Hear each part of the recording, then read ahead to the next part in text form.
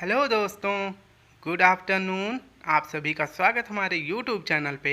आज का टॉपिक है बौद्ध धर्म। दोस्तों, आप सभी को बता दें कि इस टॉपिक को देखने के बाद आपका बौद्ध धर्म से रिलेटेड कोई भी प्रश्न नहीं छूटेगा। वो किसी भी लेवल का हो, UP triple SC, UP police या यूपी टीजीटी एंड पीजीटी। ठीक है, बस आप सभी से रिक्वेस्ट है कि वीडियो को आज शेयर करें। मुझे सिर्फ 2 दिन के अंदर आप लोगों से सिर्फ 50 व्यूज चाहिए। ठीक है स्टूडेंट, बहुत मेहनत लगी है, 3 दिन से कंटिन्यूस बना रहे हैं। अगर एक प्रश्न छूट जाए तो बता देना, बस इससे ज़्यादा नहीं बोलने वाला हूँ। अब हम आपको बौद्ध धर्म के बारे में एक्सप्लेनेशन थोड़ा सा दे देते हैं, उनकी जानकारी के बारे में क्या कैसे है। बौद्ध धर्म के प्रवर्तक भगवान बुद्ध का जन्म कपिलवस्तु के लुम्बिनी नामक स्थान में 563 ईसा पूर्व में शाक्य क्षत्रिय कुल में हुआ था। तो बता देते हैं भगवान बुद्ध के बचपन का क्या नाम था। तो बचपन का नाम सिद्धार्थ था। इनका जन्म कहाँ हुआ था? लुम्बिनी में। लुम्बिनी जो कि वर्तमान नेपाल में है। और ये किस कुल के थे? तो ये शाक्य क्षत्रिय कुल के राजकुमार थे। कुछ घटनाएं इनके साथ घटित हुई कि इन्होंने अपने राजपाट को छोड़ के और ये जंगल में सन्यासी जीवन बिताने लगे और समय का पहिया चलता रहा और एक दिन ये क्या बन गए? महात्मा बुद्ध कहलाए। आप लोग भी कठिन परिश्रम करें, आपका भी जल्द समय आएगा। ठीक है, तो अब हम शेयर करते हैं अपने पहले प्रश्न को आप सभी के साथ। तो पहला प्रश्न है, बुद्ध का जन्म डैश में हुआ था। तो बताएं बुद्ध का जन्म कब हुआ था? ऑप्शन ए वैशाली, लुम्बिनी, कपिलवस्तु या पाटलिपुत्र। आप सभी के लिए मैंने टाइमर भी कल लगा रखा है, सिर्फ 5 सेकंड के लिए आपके पास समय होगा। तो बताएं बुद्ध का जन्म कहाँ हुआ था? तो बुद्ध का जन्म हुआ था लुम्बिनी में। ठीक है, नेक्स्ट प्रश्न देख लेते हैं स्टूडेंट। गौतम बुद्ध का वास्तविक नाम क्या था? अभी मैंने बताया था। तो इनका क्या नाम था वास्तविक? विशाल दत्त, सिद्धार्थ, श्रीदत्त या महेंद्र। आप लोगों के लिए सिर्फ 5 सेकंड का टाइम मिलेगा। सुपर फास्ट है स्टूडेंट, एक भी क्वेश्चन नहीं छूटेगा। ठीक है, बस लाइक शेयर कमेंट करते रहना प्लीज़। तो इसका सही जवाब हो जाएगा सिद्धार्थ, ऑप्शन बी। प्रश्न 3 देख लेते हैं। बुद्ध के माता का क्या नाम था?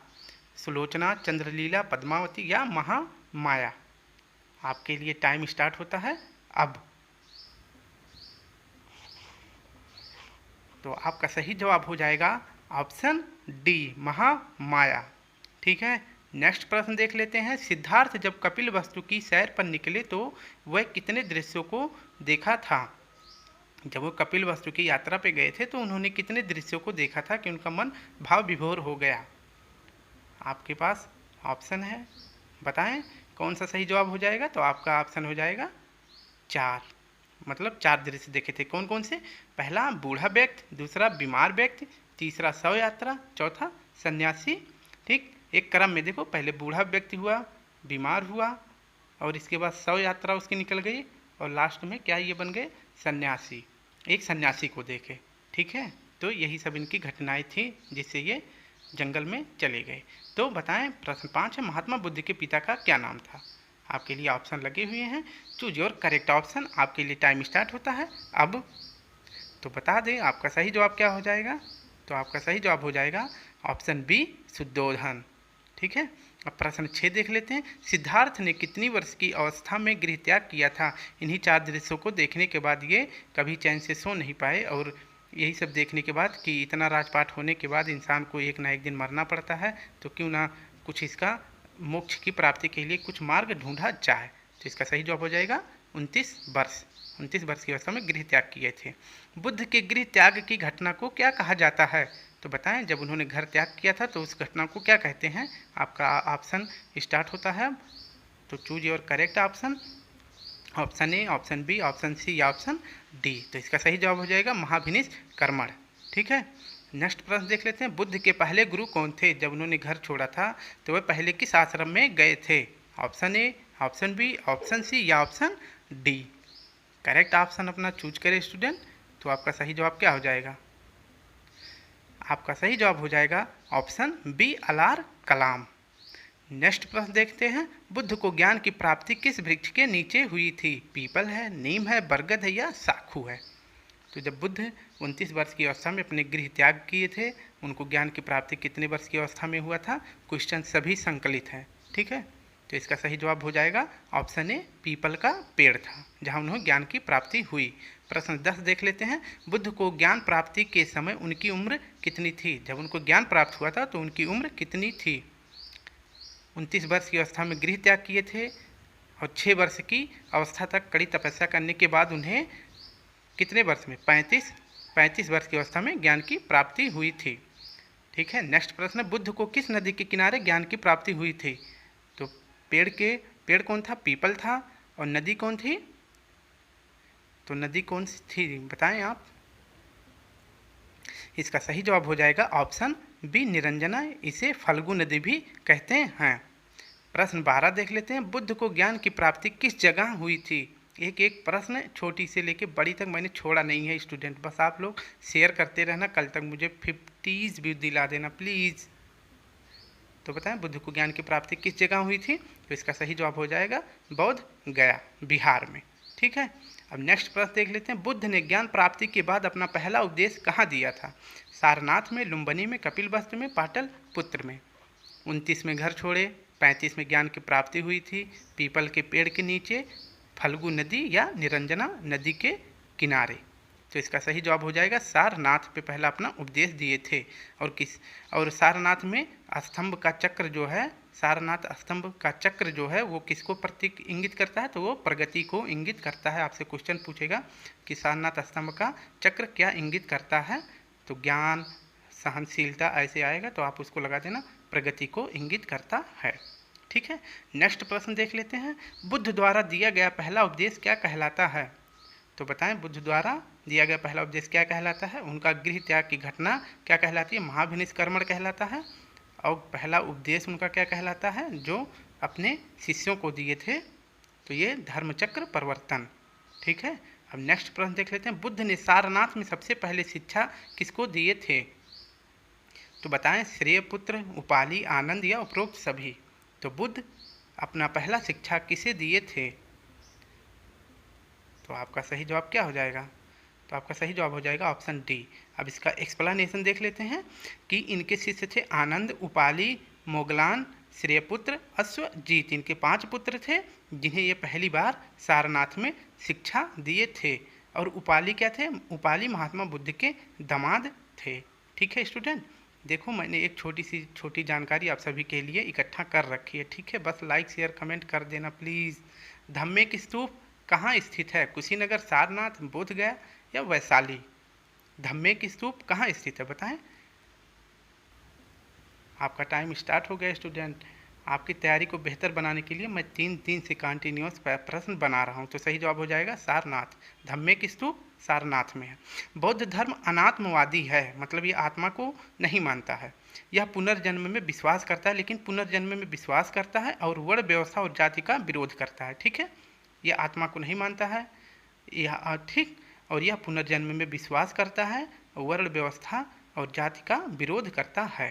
प्रश्न 17 देखते हैं, बौद्ध धर्म के उपदेश किस भाषा में दिए गए हैं?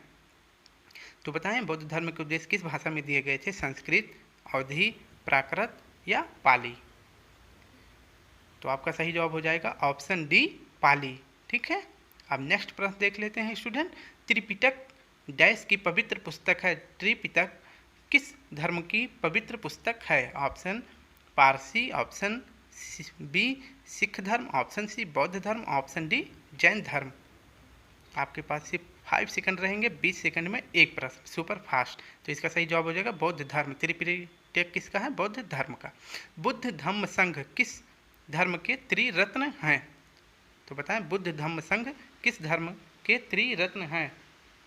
पारसी के हैं, सिख के हैं, बौद्ध के हैं या जैन के हैं? तो स्टूडेंट आपका सही जवाब क्या हो जाएगा? बौद्ध धर्म के। नेक्स्ट प्रश्न है, बौद्ध साहित्य किस भाषा में लिखी गई थी? अब बताएं बौद्ध साहित्य किस भाषा में लिखी गई थी? बौद्ध के उपदेश जो दिए गए थे वो पाली भाषा में दिए गए थे। ठीक है, और उनकी साहित्य किस भाषा में लिखी गई थी इसको बताएं, जल्दी से कमेंट करें प्लीज। तो आपका सही जवाब हो जाएगा पाली भाषा में। महात्मा बुद्ध की मृत्यु कब हुई थी? उनका जन्म हुआ था कितने में और उनकी मृत्यु कब हुई थी इसको भी बता दें। आपके पास ऑप्शन है ए, बी, सी, डी। तो बताएं महात्मा बुद्ध की मृत्यु कब हुई थी? आपका टाइम स्टार्ट है स्टूडेंट। आपका सही जवाब क्या हो जाएगा? ऑप्शन डी 483 AD में। महात्मा बुद्ध की मृत्यु कहाँ हुई थी? देखो स्टूडेंट, एक छोटी से लेके बड़ी तक आप खुद अपने मन में क्वेश्चन सोच सकते हैं। उसका जवाब मैं यहाँ पे और क्वेश्चन दोनों दे दिया हूँ। तो महात्मा बुद्ध की मृत्यु कहाँ हुई थी? तो ये हुई थी कुशीनगर में, ठीक है, उत्तर प्रदेश के डिस्ट्रिक्ट कुशीनगर में। नेक्स्ट देखते हैं महात्मा बुद्ध की मृत्यु की घटना को क्या कहा जाता है? उनका घर त्यागना, महाभिनिष्क्रमण, उनका उपदेश देना पहली बार, वो धर्म चक्र परिवर्तन। अब जब उनकी मृत्यु हो जाती है तब वो घटना क्या कहलाती है? चूज करें अपना सही जवाब क्या हो जाएगा? तो वो घटना हो जाती है महापरिनिर्वाण, ठीक है। अब थोड़ा सा एक्सप्लेनेशन दे देते हैं कि महात्मा बुद्ध का जन्म, ज्ञान की प्राप्ति और मृत्यु तीनों एक ही दिन हुई थी। वह कौन सा दिन था? गुरु पूर्णिमा था।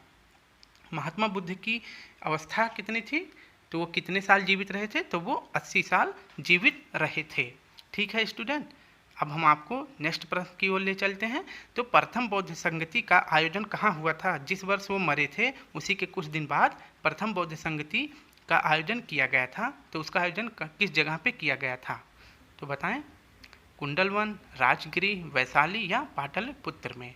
तो इसका सही जवाब हो जाएगा ऑप्शन बी, राजगृह में। अब हम एक्सप्लेनेशन देख लेते हैं कि प्रथम बौद्ध संगति कहाँ हुई थी? सप्तपर्णी गुफा, राजगृह में।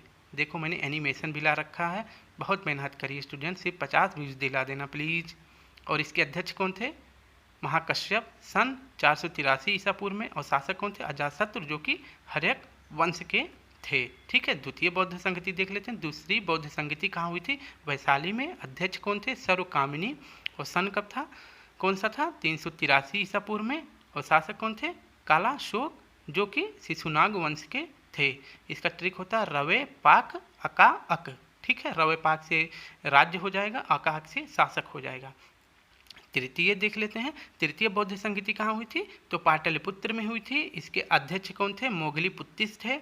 और सन कौन सा था? 251 ईसा पूर्व में। और शासक सम्राट अशोक थे, जो कि मौर्य वंश से संबंधित थे, ठीक है स्टूडेंट। अका अक ऐसे याद करना, अका अक शासक का हो जाएगा, ठीक है। मैं किसी दिन इसको ट्रिक में समझा दूंगा। चतुर्थ बौद्ध संगति कहाँ हुई थी? कुंडलवन, जो कि कश्मीर में है। अध्यक्ष कौन थे? वसुमित्र थे। और सन कौन थी? पहली ईसा पूर्व, यानी पहली ईस्वी भी बोल सकते हैं। और शासक कौन था? कनिष्क, जो कि हर्यक वंश, सॉरी ये थोड़ा सा गलत हो गया, इसका वंश गलत है, इसको छोड़ देना। बट शासक कौन था? कनिष्क था। महापरिनिर्वाण के उपरांत बुद्ध के अवशेष या अस्थियों को कितने भागों में विभाजित किया गया था? तो बताएं, 5 में, 8 में, 7 में या 6 भागों में? तो आपका सही जवाब क्या हो जाएगा?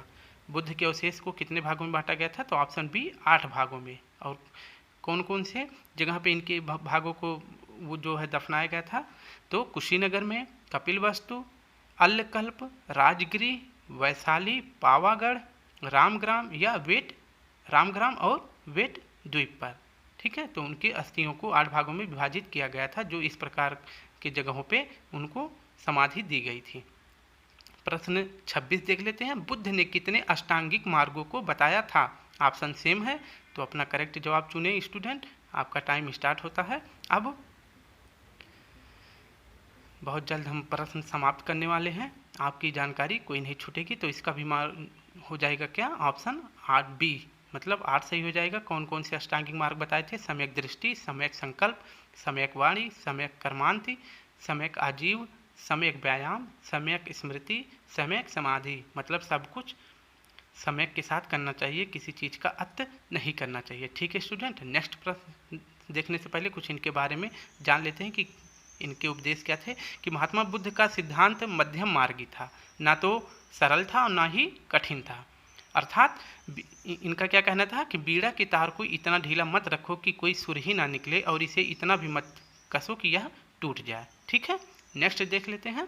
अशोक के किस अभिलेख में बौद्ध ग्रंथों का उल्लेख मिलता है? अशोक के किस अभिलेख में बौद्ध धर्म ग्रंथों का उल्लेख मिलता है?